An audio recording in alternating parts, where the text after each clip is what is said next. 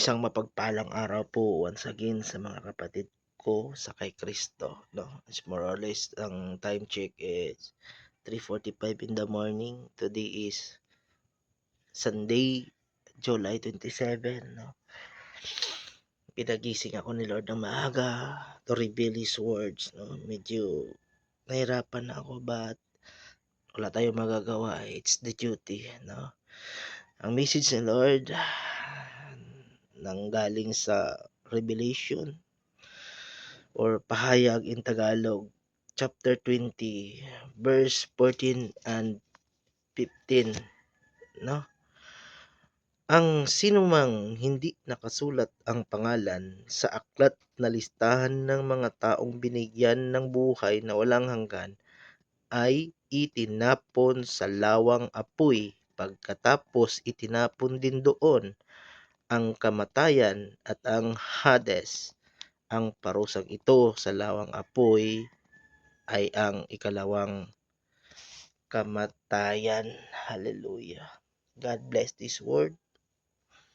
Kasangkapan lamang ako ng Panginoon na ipahayag ang kanyang salita. Naway mabuksan po ang inyong mga spiritual eyes, spiritual understanding. Hallelujah. In Jesus' name, hallelujah, Lord, we pray. Unang natututo dito po ay ako. Unang natuturuan din ay ako. No? Hindi ako excuse sa ganitong mga warning. No, this is not a bad news. No? Kung kilala mo na si Jesus. But kung hindi mo na kilala si Jesus at wala ka pang relasyon kay Jesus, isa itong danger diya sa imong kinabuhi. No, sa atong gibasa, diri na to makita ang destination. There's is two way, no? Dalawang daan. Mamili ka either heaven or hell, no? Sa hell or yung tinatawag na impyerno sa mga Christian. Kung Christian ka, talagang maniniwala ka na mayroong impyerno. Yung hell is nahahati yan sa dalawang stage. Yung una is yung Hades, or ano ba yung pag-pronounce nito? Hades is a temporary state, no? After date. So pinatunayan yan ng Luke chapter 16 verse 19 and 31. Medyo may kahabaan siya pero isamari ko na lang. Mayroon ditong dalawang karakter na isang lalaking mayaman at si Lazaro. Si Lazaro laging nasa labas ng bahay ng lalaking mayaman, naghihintay ng mga titirang mga pagkain na tira-tira na galing sa lalaking mayaman. Dumating yung araw na silang dalawa ay namatay. And then, in verse 22, 23, ganito yung pagkasabi. Basahin mo nga kapatid. Verse 22, 24, chapter 16 ng Lucas. Namatay ang pulubi at siya'y dinala ng mga anghel sa piling ni Abraham. Namatay rin ang mayaman at inilibing. Sa gitna ng kanyang pagdurusa sa daigdig ng mga patay, natanaw ng mayaman si Lazaro sa piling ni Abraham. So kung narinig natin na yung pulubi nandun sa piling ni Abraham, dinala ng anghel, at si lalaking mayaman ay doon siya napunta sa Hades or sa pangalawang pagdurusa, daigdig ng pagdurusa, no? So in King James Version, basahin mo ulit kapatid. Verse 22-23, chapter 16 ng Luke. And it came to pass that the vicar died and was carried by the angels into Abraham's bosom. The rich man also died and was buried. And in hell he lift up his eyes, being torments, and set Abraham afar off, and Lazarus in his bosom. Amen and amen, kapatid. Hallelujah. Hell is not a joke or a fantasy. Hallelujah. Jesus. Makita na to. O nadungga na to, mga igsuon. Doon na gayoy impyerno. Nga gisgot sa Biblia. Uulitin ko. Hell is not fairy tale. Heaven is not fairy tale. Nakasulat yan sa aklat ng kasulatan, mga kapatid. Nakakalungkot, no? Na ang kaligtasan natin ay mayroong mga succeeding requirement na kailangan i-comply para mabilong tayo, kasama ko ron, sa tinatawag na Book of Life. In the company, hindi ka tatanggapin doon sa company kung wala kang mga requirements. Ganon din yan sa langit. Like a KCC mall or whatever mall. Hindi ka magiging belong as a employee, as a member of that mall kung wala kang identification. At yung identification na yan, yung kailangan nating makomply. Hallelujah. Jesus, after this video, i-reveal ni Lord yung gift. No need to worry, buhay ka pa, kapatid. Malaking ang chance mo na mabilong ka doon sa kaharian ng Diyos na sinabi ng Biblia kanina doon sa Book of Luke.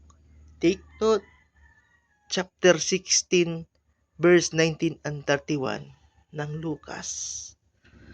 No? Inilahad dyan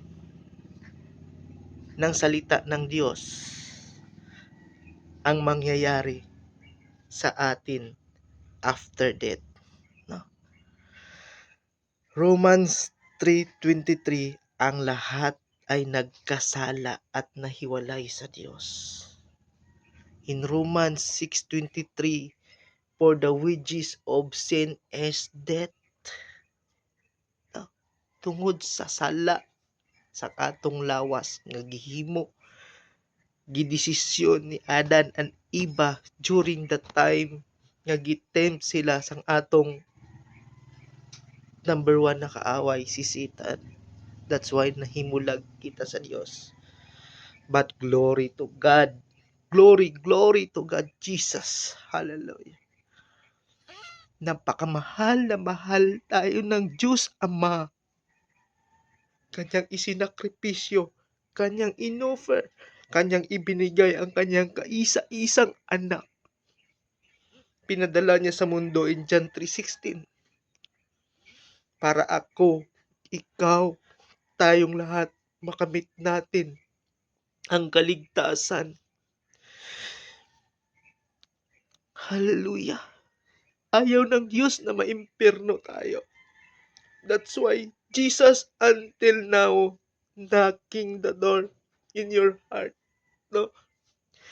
Na kung sino man ang magbubukas, papasok ako at sasama ako sa inyo kapag kainan. That's Jesus Christ. Mga kapatid. Lumuluha ako. Dahil nakikita ko na yung mga maraming kaluluwa na nagdurusa at magdudurusa pa. Pag di ninyo, di natin tinanggap si Jesus Christ. Hallelujah. Hindi ako nahihiya. No. Sabi ni Lord, go to the world and preach the good news. And maybe this video warn all of you. No, this is a warning. Hallelujah. Sa pinahayag ni Lord, babalikan ko. Dalawa ang inihanda. Either heaven or hell. Ginawa yan ni Lord sapagkat yung tao na kanyang nilikha sa kanyang wangis, sobrang tigas na ng ulo, sobrang pato na ng puso. You are the special creation ni Lord, and that you, tao, hallelujah. Kung si Satanas may takot at nanginginig pa sa Diyos, who you are, sino ka para magdesisyon sa sarili mo na itakwil, hindi pakinggan, hindi tatanggapin si Jesus, kapatid. Even the heaven will pass, but the word shall not pass away. Take note mo yan.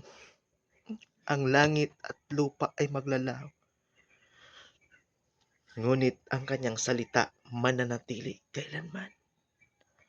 Huwag na huwag mong sayangin ang natitirang buhay dito sa mundo. Huwag mong tingnan ang makasalanan kung anyo, kundi pakinggan mo ang salita ng Diyos na kumakatok dyan sa puso mo. This is not a bad news para sa mga buhay katulad mo, katulad ko, katulad nating lahat. Pagpalang araw sa inyo. Ano ulitin ko, this is not a bad news. This is a warning to prepare you into better destination. Hallelujah. Jesus Christ, King of Mercy. Tandaan mo yan, kapatid. Yan ay kung lalapit ka at isusuko mo ang buhay mo. Maya't maya, idudugtong ko kung ano yung kapahayagan ni Lord hinggil sa kanyang gift o regalo para sa iyo, para sa akin, para sa ating lahat. Maraming salamat. Sinilaan mong oras, kapatid, sa pakikinig sa salita ng Diyos. Sa mapagpalang araw. God bless.